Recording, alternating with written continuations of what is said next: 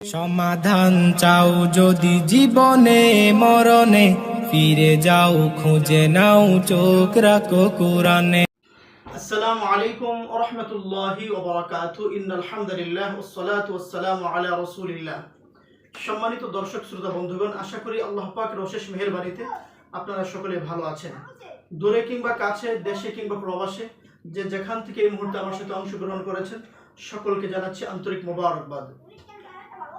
প্রিয় ভিউয়ার্স, গত বেশ কিছুদিন আগে আমি আমার এক ভাই জনাব মোহাম্মদ আব্দুল আজিম, যিনি ওমান প্রবাসী, যিনি ওমান থেকেই আমার মাধ্যমে ভিডিও কলের মাধ্যমে চিকিৎসা গ্রহণ করেছেন।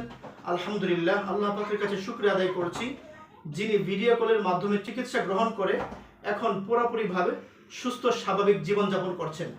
এটা পুরাটাই আল্লাহ সুবহানাহু ওয়া তাআলার সাহায্য এবং দয়া। আল্লাহ সুবহানাহু ওয়া তাআলার সাহায্য এবং দয়া যদি না থাকতো, তাহলে অবশ্যই তাকে চিকিৎসা প্রদান করে সুস্থ স্বাভাবিক জীবনে ফিরিয়ে নিয়ে আসা আমার পক্ষে কখনোই সম্ভব ছিল না। তো তার যে সমস্যাটা ছিল, এই পর্যায়ে আমি আপনাদের সামনে তার সমস্যাটা তুলে ধরার চেষ্টা করব। তার সমস্যা ছিল পেটে প্রচন্ড রকম সমস্যা ছিল। সারাদিন পেট ফুলে থাকে, পেট ভারী হয়ে থাকে, অল্প খেলে পেট ফুলে যায়, বাথরুম অল্প অল্প হয়, পেট ক্লিয়ার হয় না। মাঝে মাঝে 2 বা 3 দিন চলে যায় কিন্তু বাথরুম ক্লিয়ারভাবে হয় না। প্রচুর পরিমাণে গ্যাস হয়, গ্যাস্ট্রিকের ওষুধ খেলেও কোনো কাজ হয় না। দৈনিক 3টা বা 4টা গ্যাস্ট্রিকের ট্যাবলেটও খেয়েছে, তারপরও দেখা যায় তার পেটের যে গ্যাস, সেই গ্যাস কখনোই কমছে না। দিন দিন তার পেটের জ্বালা যন্ত্রণা বৃদ্ধি পাচ্ছিল।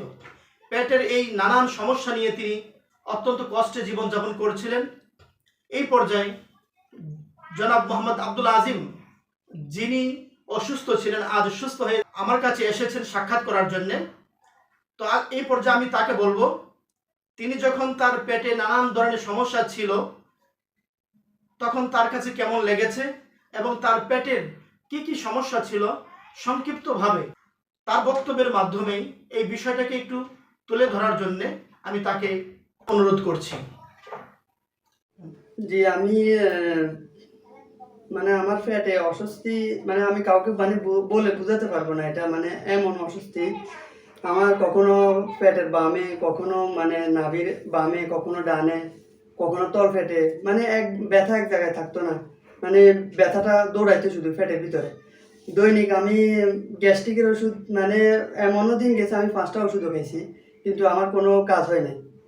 তো আমি পরবর্তীতে মানে মোবাইলের মাধ্যমে, ইউটিউবের মাধ্যমে হাফেজ মোহাম্মদ ওবায়দুল হক ভাইয়ের সাথে যোগাযোগ করে মানে একদিন কথা বলছি। উনি আমাকে মানে এমন আশ্বাস দিছে, আমি মানে উনিও আমাকে মানে ধৈর্য না হারাইতে বলছে। মানে আমিও মানে যখন ওনার সাথে কথা বলি, মানে আমার কাছে ভালো লাগে।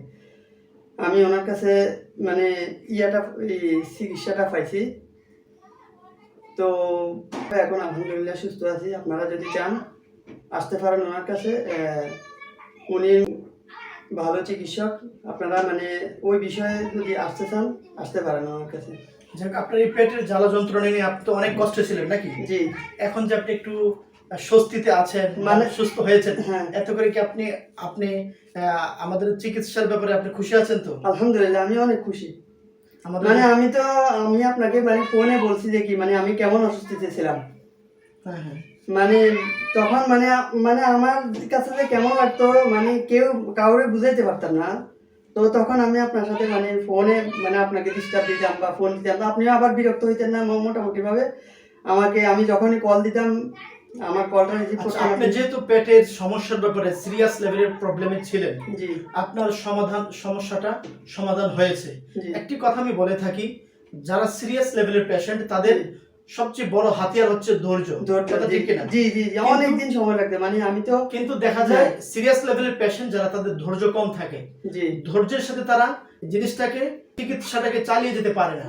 জি জি, আর যখনই ধৈর্যের সাথে চিকিৎসাটাকে চালিয়ে যাওয়া যায়, হ্যাঁ, তাহলে সুস্থ হওয়া সম্ভব কিনা, সম্ভব বাস্তব প্রমাণ আপনি। জি। তো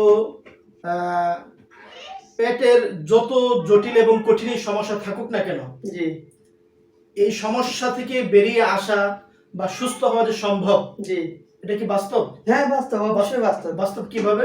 বাস্তব কিভাবে সে আমি নিজেই তো বাস্তব না। যাই সুপ্রিয় বন্ধুগণ, আপনারা ইতিমধ্যে বুঝতে পেরেছেন আসলে সে পেটের পীড়ায়, পেটের জ্বালা যন্ত্রণায় কত কষ্ট ছিল, কোনো কিছু খেতেও পারতো না পর্যন্ত, কি পরিমাণ জ্বালা যন্ত্রণায় ছিল। আজকে তিনি সুস্থ হয়েছেন।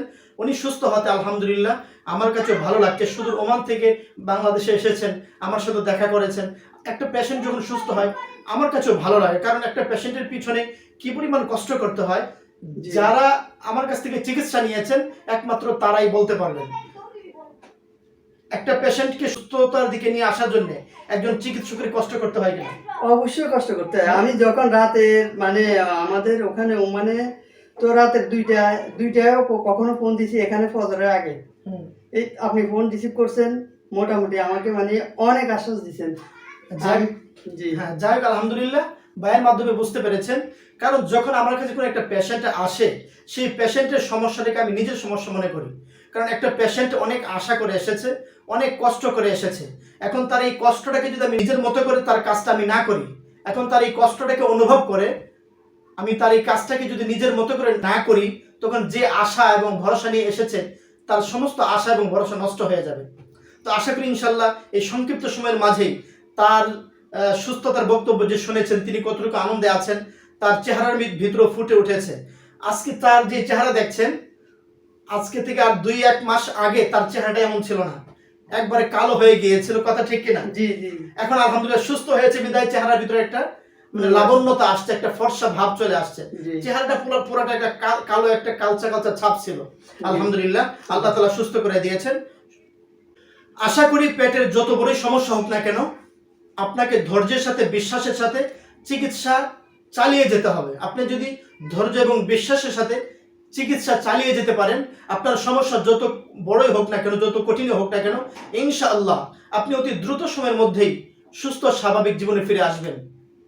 আশা করি এই সংক্ষিপ্ত সময়ের মাঝে আমি যে বিষয়টি তুলে ধরার চেষ্টা করেছি, এবং এই ভাইও তার সুস্থতার কথাগুলো যে আপনাদের সামনে তুলে ধরেছেন, এবং তার অসুস্থতা থাকা অবস্থায় যে কষ্ট হয়েছে সেই কথাগুলো তুলে ধরেছেন, এই সংক্ষিপ্ত সময়ের মাঝে আমাদের এই আলোচনার মাধ্যমে আপনারা বুঝতে সক্ষম হয়েছেন। আবারও দেখা হবে নতুন কোনো একটা ভিডিওতে। সেই পর্যন্ত আল্লাহ তাআলা আমাদের সকলকে ভালো রাখুক, সুস্থ রাখুক, এই প্রত্যাশা ব্যক্ত করে আজকের মতো এখানেই বিদায় নিচ্ছি। আল্লাহ হাফেজ।